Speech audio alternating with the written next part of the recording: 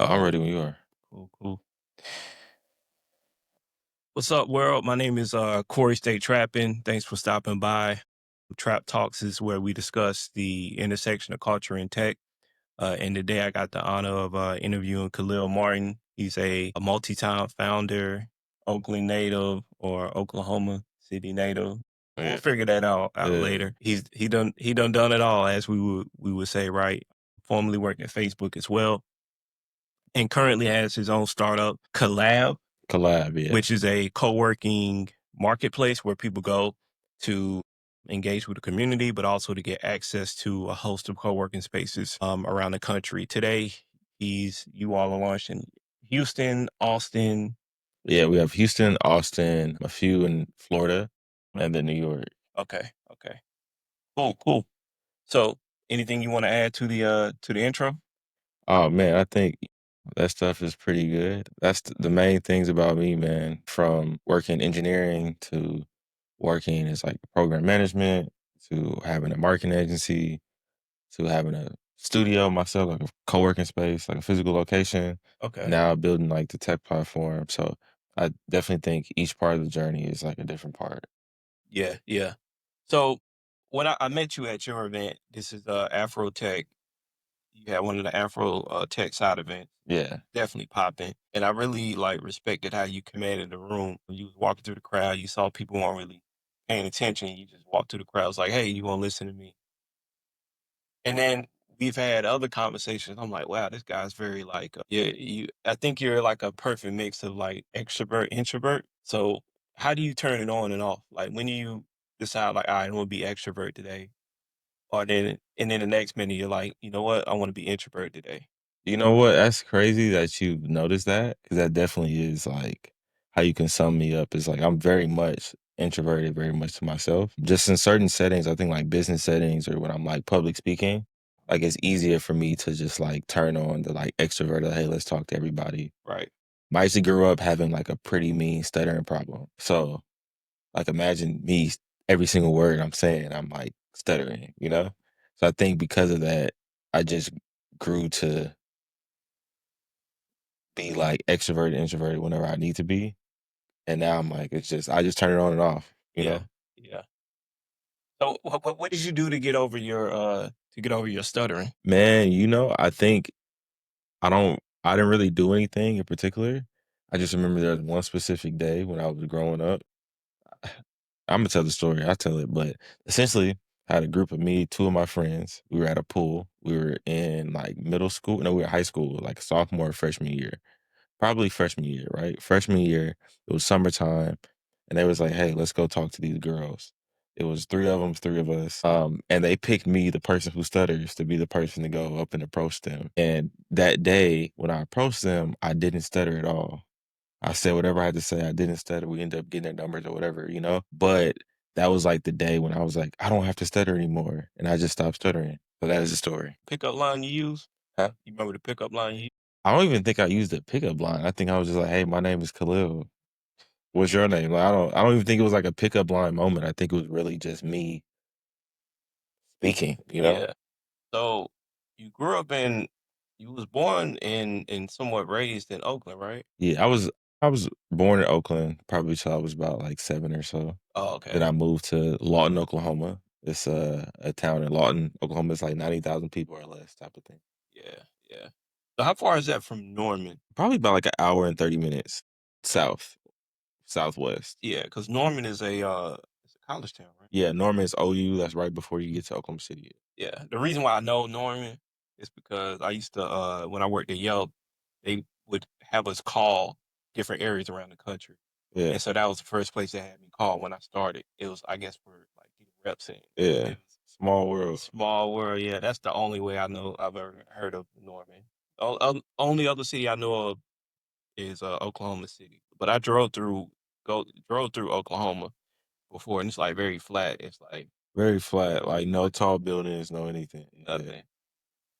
It's like a bunch of fields. Yeah. Very different. Very different for sure. Yeah, yeah. But me and you talked about this, right? Like, I think Oklahoma City is still giving out like 10,000 or something like that. Yeah. Entrepreneurs. Yeah. It's Tulsa. Tulsa, okay, Tulsa.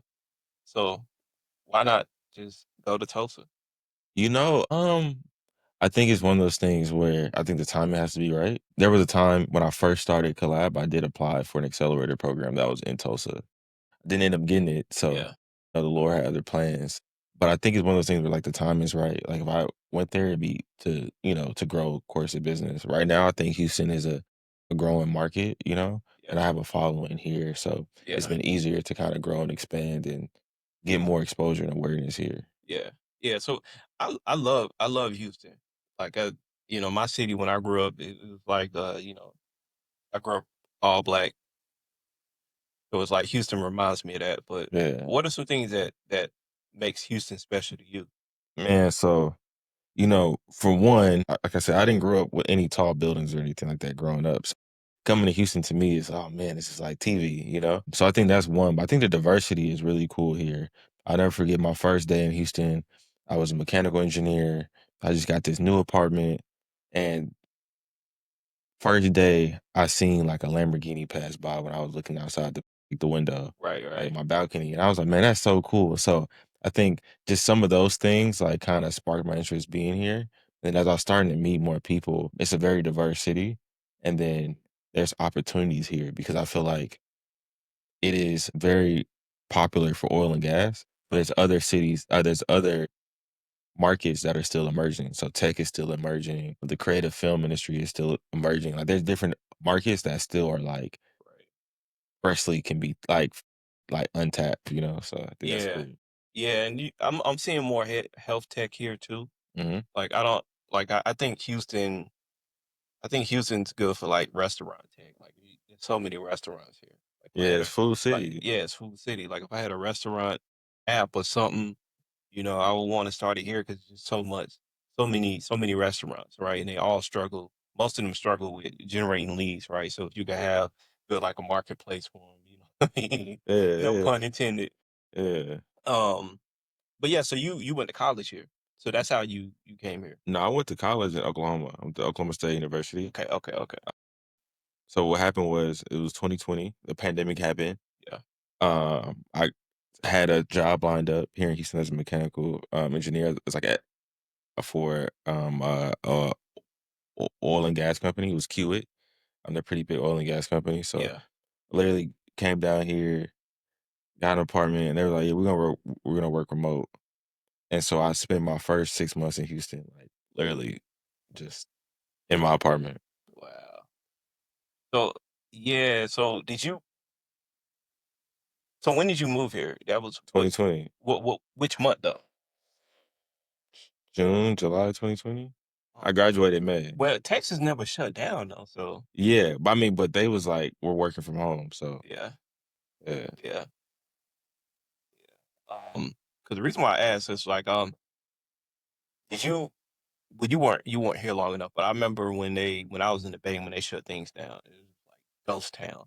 And I remember watching the news and looking at Houston and Texas, it's like everything was just yeah. open. Yeah, I think when I came down here, it was still I didn't go anywhere though. I didn't go party or anything like that when I was down here for that, but definitely I would go to Ross and just walk around, bro. I would just, get done with work, go to the grocery store to just get one thing for that day, then go to Ross, Yeah, walk around for a little bit, see if they had some new shoes or something, right, come home. right. Wow. So you was mainly by yourself during the whole pandemic, or did you have like people you No, connect except with? except for when I went home. I mean, I was mainly by myself. Wow.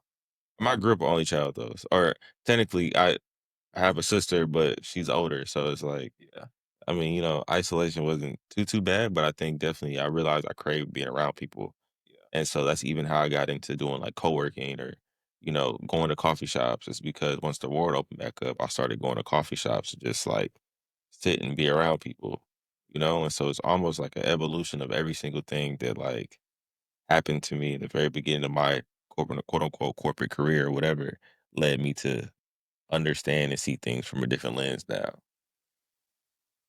So you got through the pandemic going to co-working spaces. Were you like networking there? Well, I didn't. It wasn't even coworking spaces. It was just like coffee shops. Literally, I would go to Ross. once the world opened back up a little bit, I started going to coffee shops when they would let you. Um, yeah, that's pretty much it, man. That's cool. I didn't even know a co-working space existed until I think I found out about like WeWork or something like. Oh, yeah. Yeah, Yeah, yeah. So you said you had your co-working space at one point. yeah. Yeah, tell me, so what made you get into the co-working space? And And so really, my co-working space was completely different than like any other co-working space. I think it was a little bit before its time, though. But yeah. really, I just young, naive.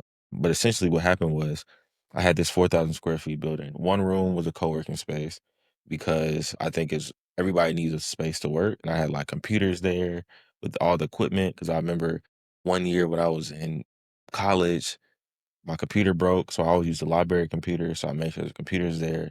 There's a podcast studio.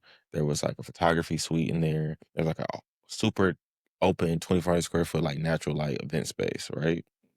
And so, with that space, the model that I ran in that space was I was charging $99 a month and just allowing people to have 24/7 access. And so the adoption of that and figuring out the business model and how that traditionally works kind of allows me to see things from a different lens because one of the main issues with that space, hardest thing I ever did in my life, by the way, one of the main issues was one, it was like 40 minutes away, 50 minutes away from downtown.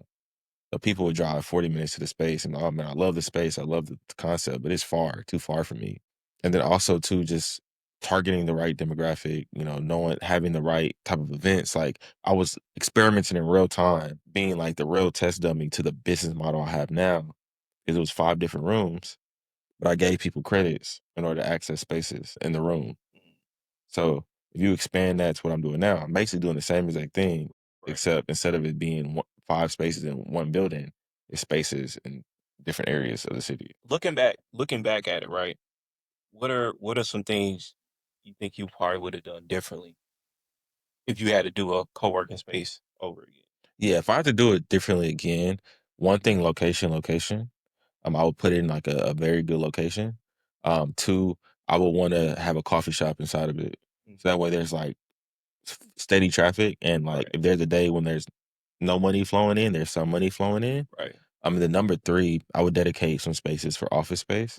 So that way we can have like long-term tenants to kind of float the cost of the rent while still focusing on the individuals. Mm, That's what I would do different. got it, got it. What so you said it was 40 minutes out? Like, what was that? Stafford. Stafford? Oh, okay, yeah. I used to get my hair cut out there. Yeah. Yeah. It was cool when it was no traffic.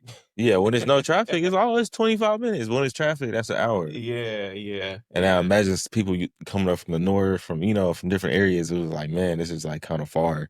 So it's like I learned so much though because I built that space, and I thought people were just gonna rush in, like if you build it, they come type of thing. But then I really had to work for every member that was in there. I worked for that. Like yeah. I posted every day. I hosted events. Like I remember I was hosting events, and there would be like 2 people showed up.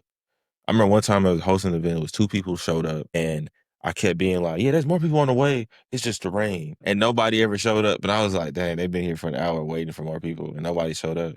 Yeah, yeah. Wow. Yeah, I mean, that's a good reason why people don't show 'cause when it rain down here.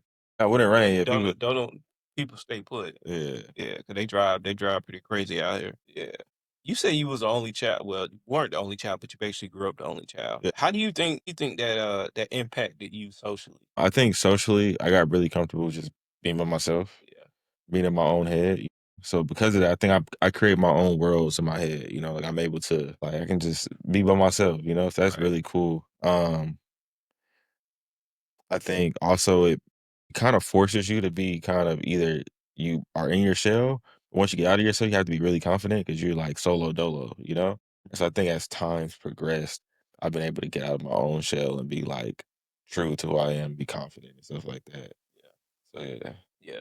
it's kind of like either I like it or I don't. Like I don't Right. really have anybody else to be like, oh, I want this. I'm like, this is what I want. Period. When you started your co-working space, were you still working for that oil company? Mm-mm. I had at that point I worked for that for like a year and a half, and I worked for Meta for like 6 months, and then I worked for another company called Glue for like around 3 4 months. Then I just stopped doing all that, had my space, went full time, and Got the it. rest has been history. Got it. I'm interested. How did you get on that Meta? I've interviewed there before, but it's hard. It's one of the places that's very hard to get an interview with. So there was a contractor. I was it was like a contract position, right? They reached out to me actually, and I remember it's a crazy story because I remember I was working at this engineering job. I got my MBA at 24, so like I literally pandemic I applied for the program. So my whole pandemic career, I was working remote and I was working doing my MBA program online. So I used my time effectively. Yeah, you did. Yeah. So hindsight is like, of course, you're 24, MBA, like engineering degree. Like it makes sense why they reach out to you. But I applied for jobs a whole year straight to get out of the engineering job, and literally nobody would hit me back. I applied to small companies, medium companies for a full year. No, like the whole time I was doing my MBA program, nobody would give me an interview. And I got my MBA in December, and I remember January, the recruiter reached out to me. Was like, "Hey, we want you to interview for this position." Oh, okay, cool. And then they was like, "Yeah, by the way, it's for Meta." I was like, "Cool." Like, I didn't really I was like, "Okay, cool." Like, you know? And I Yeah. remember I was praying to God, like, I wanna learn how to do ads. Like, I was literally praying to, like, I wanna learn how to do, Facebook ads really good. Because at the time, I was had, like, an e-commerce business, a clothing brand. And I started interviewing for this position.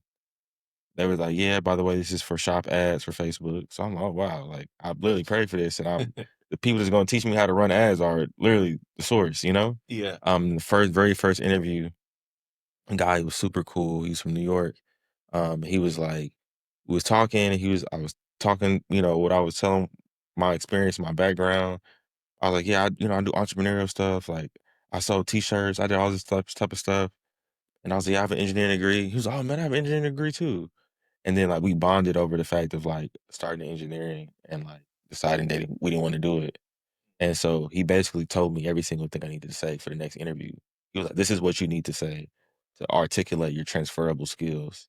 And That's what's so when I got to the next interview, I just repeated what he up. said. And then that person was like, "Oh man, you're so cool. You're so cool." Yeah. They're like, this is what you need to say for the next person. So then I said the same thing to the third person. And then yeah, that's how I got it. So almost seemed like it was very easy. Yeah. I thought it was gonna be hard, but it was just like very easy. But you took the advice and Yeah. you made it work. But I'm a sponge though. Like Yeah. if I learn something I think is at like applicable, like I'm gonna use it. So Right. I feel like life is always trying to tell you the answer to the test. You just have to actually sit there and listen. Listen. A lot of people try to like talk and like think they got the answers and stuff. Like there's a part about knowing what's real and what you need to do. There's a part of it, like listening and let other people tell you what to do. Right. So it's like that's one of my key traits is I listen really well. Yeah. Yeah. You gotta figure out though, because what I realized, like, you gotta you gotta have discernment though, right? You gotta Yeah. figure out if someone's giving you advice on something, like, do they really know what they talking about? Yeah. Because I've had that where I've gotten advice on stuff, and I look them up, and I'm like, wow, Yeah. they don't correlate. Yeah, it's one of those things where I take advice with a grain of salt too. Yeah. Because if you haven't done what I want to do in life, then it's like I can't take that much good advice from you about anything, you know? So from that situation, these are people that had the job at Meta, they're working in this job, they can tell me what to say to get to the next level, you know? Whereas like if a random person on the street tells me like this is what you need to do with your business, I'm gonna listen, but if it's not good, like I can't take it with a grain of salt. Like you may say a gym and it's worthwhile, but I very much know where I'm headed and what I want to do. So it's one of those Right. things where it's like you got to take advice with a grain of salt. Hmm. Even like people who like startup gurus and stuff like that. If you've only advised companies, you never ran a company, you can't tell me what to do with my company. You can say what you should do, but it's like until you're in it, unless God gave you this vision, Yeah. then you just gotta let me do my thing. Right. Right. Yeah. Yeah. So you said something about you figured out that engineering wasn't something you wanted to do. Yeah. What was it about engineering that you felt like wings with? I think there's a multitude of things. I think one, I'm a very creative person, right? So I'm gifted enough to have like a left brain, right brain Right type of brain. person, you know? Yeah. So I remember I actually tried to change my major from engineering in college. I wanted to do marketing. But it was like I had 1 year left and they were like, you might as well finish. So that's really the reason why I stuck it out. And so I think oil and gas just wasn't for me. I noticed I didn't really fit the the typical person that works in oil and gas, like, like, I feel like I was dulling myself down. I was on cruise control. Like, it was easy. Like, it's not hard, you know? Yeah. Whereas, like, I come from, I can think of an idea, make it from scratch, bring it to real life. Like, that's a different type of person, you know? Yeah. And then two, I never forget, like, I did pretty well very early on in life, especially for someone where I grew up at. And I remember I had this like financial advisor, and she was like, wow, I'm so proud of you. It was like a moment when it was like, I'm like 23, 24. She's like, man, I'm so proud of you. I was doing investments and stuff. She was like, you're going to be a millionaire by the time you're like 55 or something. She was like, this is so good. Like, Yeah. and I was like, Yeah, 'cause yeah, yeah.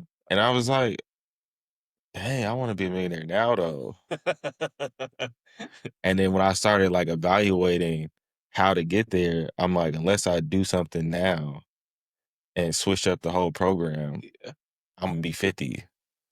So yeah, yeah, that's what made me like one thing that kind of the entrepreneur that started the full like I'm gonna just go all in. yeah.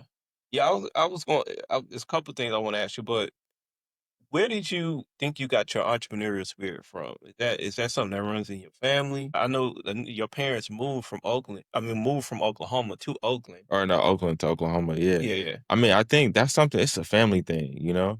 I got entrepreneurs in my family, like multiple entrepreneurs in my family, run some good successful businesses.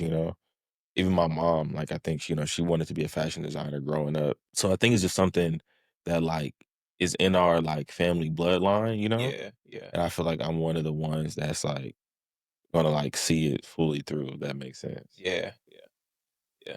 Yeah, it's That's like cool, that's cool. So, earlier you said you had a T-shirt business. See, I'm, like, literally learning more and more stuff about you as you talk. So, yeah, T-shirt business. yeah. How'd you get into that? Man, you were asking really good questions. So essentially what happened was I was a college student. I was two things. We had an incident on campus. I made some t-shirts to kind of like for people to wear. That turned into like a business. What was the incident? It was like a blackface incident. It was like a racial incident on campus. So I made shirts to like, fight the power type of thing. Uh, The shirts did very well on campus and people started buying them on the internet. And then we made a store for it. I started an organization on campus. It funded the organization for like a year, but we had so many orders and we was all like 19 or something. So the business ended up shutting down because like we couldn't keep up with like the amount of orders. And yeah, I don't think some people ever got their shirts, like 2, 3 people, but it was just like so much and it just happened so quickly. Um, but then there was one day when I was in college, it was for homecoming. I needed to pay rent. I had like a $600 apartment lease. I was staying by myself and I didn't have the money for rent, like a broke college student. It was only $600 for rent. It's But that's a crazy. lot back then, though. Crazy. You're in college. Yeah, I was, oh my goodness. I was like, Yeah. bro, I was like, what am I gonna do? And I remember I was sitting in the library. It was Monday, and I thought of this idea. I was like, well, what if I made t-shirts for homecoming? So I designed it right there at the library, put it on Snapchat, and was like, yo, what y'all think? People was like, yo, let me get that. And that Monday, I had $0 in my account.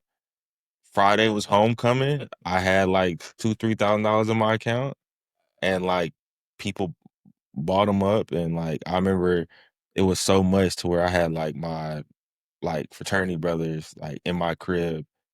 We It was like the like vinyl shirt, so like, we're like all like Pressing them. we were all pressing them. Since I had like a whole crew, like So I was you like, had the heat machine. yeah, I had the heat machine and the vinyl cutter, so I would do the vinyl. Somebody would peel it, then I would press it, and I stayed up for like 2, 3 days straight, like just press. I didn't go to class that week because I had so many shirts, but I paid my rent. And so I think that's like the start of like being, oh man, this entrepreneurship thing is cool. That's important. He paid his rent. He skipped class, but he paid I his rent. paid my rent. Yeah. 'Cause I'm thinking this is before Shopify was like made it really easy to just build up a storefront, huh?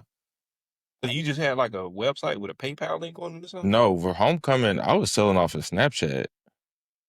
Like literally, I had the pictures and I'd be So like, this is hit like 19 or 18. it's like 2018 or something like that. Okay. Yeah, I was just selling off of Snap like, literally, they were like, "I want the shirt," and I was like, "Alright, cool, cash at me," or whatever was the payment source, and Yeah. I just kept a list. Literally, I remember I had, like I would write down the names and size and yeah, but I didn't like at the time, I didn't understand or know anything about entrepreneurship. I just knew I needed to pay my rent.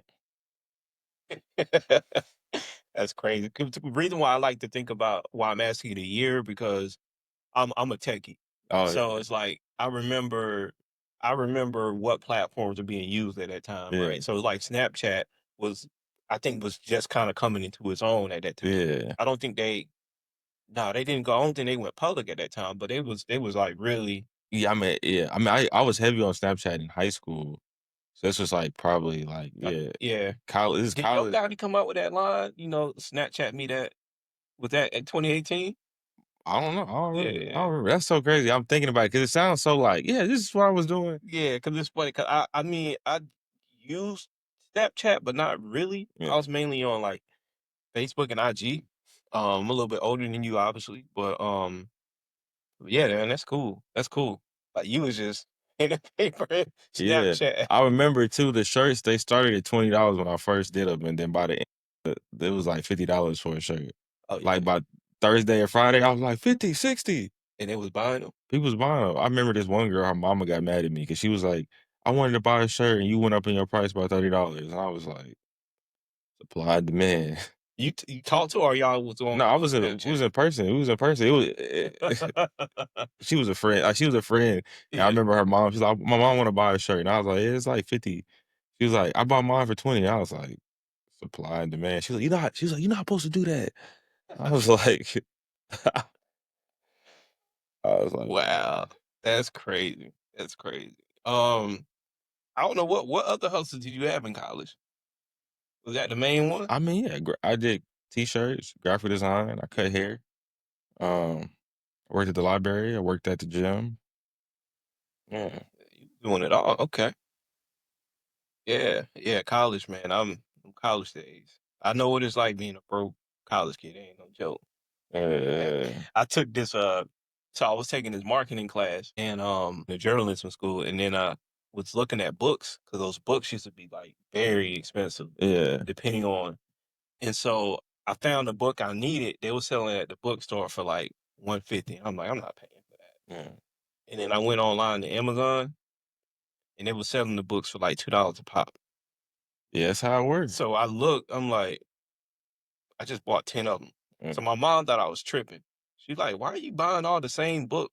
I just was stacking them. And I went back to campus and I sold about half. I probably bought like 10 books and then sold about half of them for $50.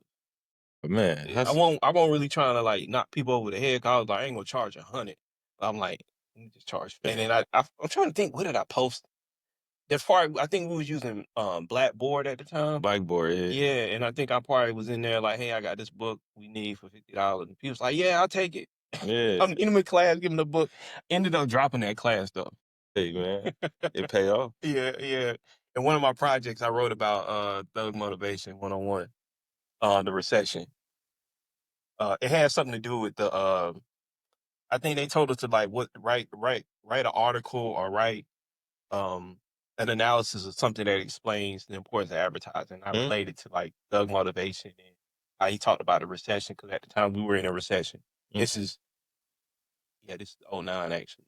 '08, '09, whatever. But yeah, I ended up dropping that class. It's so funny when you had me when you were talking about selling the shirts, I was instantly thought about like, yeah, that's how it be. You be so hungry because I spent all my money going into college. I was like, I gotta get something back. Yes, Like, I'm leaving here with something. something. Yeah, I'm already knowing. Yeah, yeah. Yeah, that's cool. So you doing a co-working space. So how long were you I know I'm jumping back and forth here, but how long were you doing a co-working For space? 2 years, 2 years? 2 year lease, yeah. Wow. But how did you find the leads? You just called them up and was like, I Um, want to open a co-working space? yeah, I had a realtor. I remember I had one realtor. She was showing me around spaces, probably like 3 or 4. I didn't like him, and then one of my friends introduced me to somebody, and they were like, "Yeah, like, he can find you a space."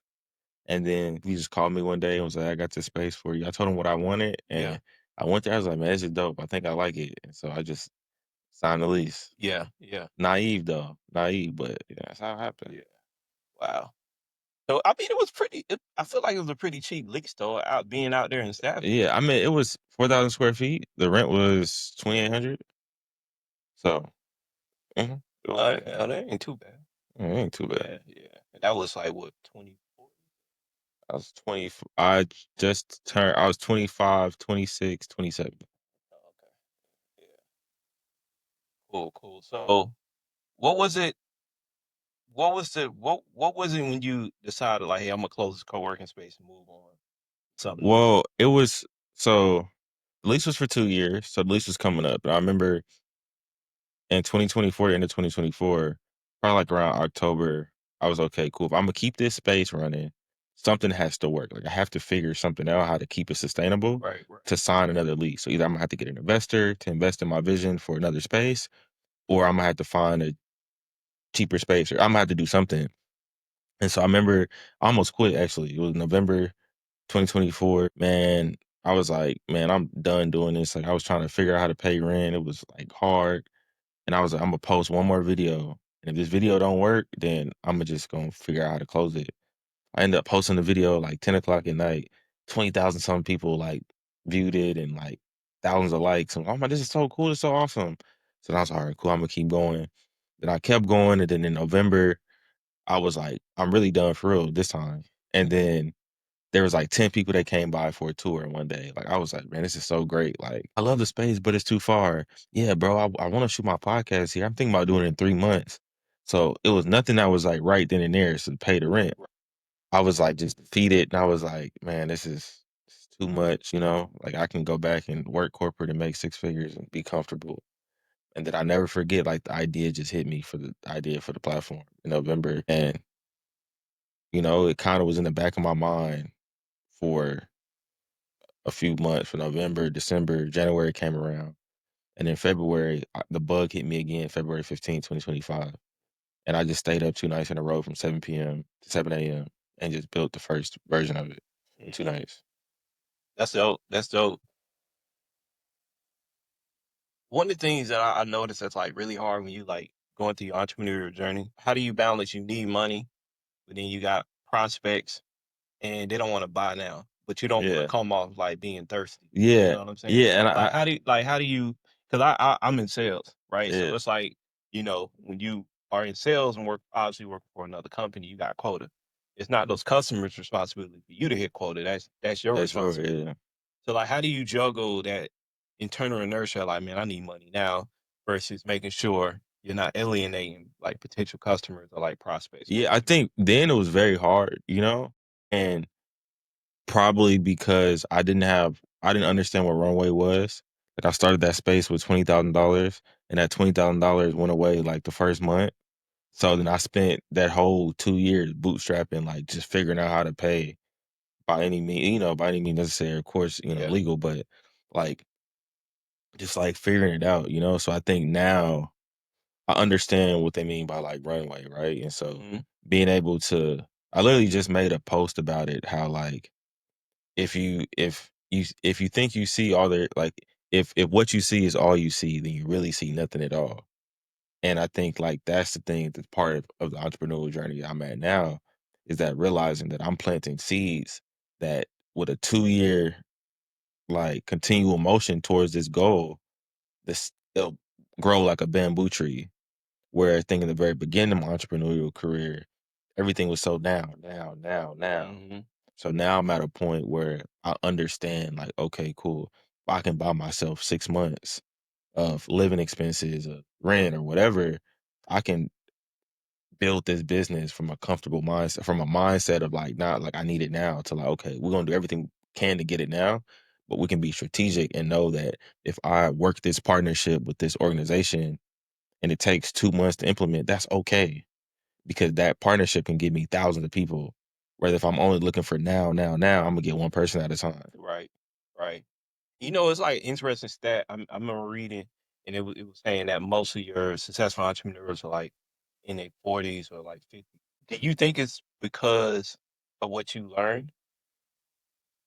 Why older entrepreneurs tend to be, while most of your successful entrepreneurs tend to be older? Because it sounds like what you realize is like it's about patience, it's about quality, not Yeah. just getting the money now. Yeah, You know yeah. what I mean? Yeah, I think it's a mix of probably a mix of things, just being old enough to have patience. I think as you get older, you get patience. Also, you probably just learn, Right, maybe it wasn't the businesses that hit, or, maybe sometimes people don't start their career until they 30, after they 30s, they right, had a whole corporate career and they wake up and realize, like, hey, I'm 30, like, I want X, Y, and Z, so let's go get it now. right. So that 10 years that it takes them is from 30 to 40. Yeah, Whereas like me, I kind of started doing this stuff like like early 20s. So now I'm like getting deeper into it, but I think I'm just learning a lot faster because like I've been full time for 3 years. Like when I'm 30 something, like of course I'm gonna be successful. You know what I'm saying? yeah. But I started doing it a lot earlier and like taking risk and figuring it out. So I'm learning and I'm realizing like, okay, cool. A great business may not take 2 years before you see the real fruits of the labor, but you can give yourself 2 years, like, Right, type of right. thing. Yeah. So tell so you built the platform from scratch. Like, did you did you did you teach yourself how to code, or were you like piecing stuff together to M build it out? Man, piecing stuff together, bro. We're in 2025, so it's the age of, like, automations and integrations and stuff, man. Like, I sat myself down, I told ChatGPT exactly what I wanted to do, and I said, "Explain this to me like I'm a 4-year-old, and then give me steps like I'm doing IKEA." So I just went step by step. That's why it took me 2 days because I was literally like, do this," and then But that's actually not too far. Like, I mean, like I tell people, if they want to learn how to code or break into tech, go to a hackathon. yeah, And most of your major apps that we use today, they were built in like a weekend. Like Facebook, yeah, um, I want to say, I think WhatsApp, like just all these just various different apps. I know for a fact Facebook, he spent like a weekend building like the yeah. bare bones. You know what I'm saying? So that's not surprising to me. That may be surprising to a lot of people, but definitely not me. But it sounds like you were vibe coding. You vibe coding? Um, I mean, I don't think it's vibe coding because I use a lot of, like, integrations and Okay, so you were actually putting the pieces together. You was signing up for stuff, getting the yeah. API keys, Yeah, and then yeah, locking yeah. them in. Okay, Yeah, I was okay. doing that. So I was figuring out how to do it, like, You I want vibe coding? Yeah, yeah, you want. yeah. Yeah, yeah. I hear vibe coding. I'm kind of like iffy about it. It just sounds funny. Yeah, yeah, so I'm like, no, I don't think that's technically the term, but yeah, man, I was just somebody that figures stuff out, man. Yeah. And you touched on something the way like I tell people that they're using the AI and stuff, use them as like an assistant. So it sounds like you understand how to design proper prompts. So you just like talk to me like a 3-year old. I want to design my own website. Yeah, I think that's naturally, like, intuitive to me because I ask a lot of questions in real life. Yeah, yeah, So it's just like I think I'm naturally good at it, yeah. and I realize that, like, some people don't know how to prompt AI, and I'd be like, "Y'all are being so vague." Like, ask it exactly what you want to do and say how you wanted to spit it out, but Right. I guess I understand that though. Yeah, yeah. Like I tell certain people like, hey, you got to make the prompt, and then sometimes honestly, sometimes you get the same answer. But the way I like to explain it with using the prompts, it's like, you got a whole citywide worth of data or information. Now, when you prompt it, you just zone it into one neighborhood. You get a Yeah, more, specific answer. yeah. And I like me, I read a lot of books. So I feed it all of my books. Like I every time I run out of memory, I download the memory, upload my past memory. So like I'm very good at like training my version of my AI to like Yeah, do what I needed to do. yeah. So you paying for it? Yeah, I pay for it. Yeah, yeah. Is it worth it?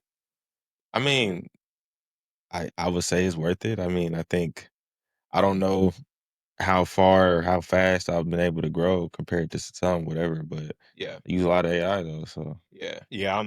I use a lot of AI too. I'm paying for ChatGPT too. yeah. Yeah, that's why I asked that. But I'm like, I think it's the best $20 I've ever spent. Yeah, yeah. I think it pays off, and but I think anything is just as good as the person using it. It's a tool. So Right, right.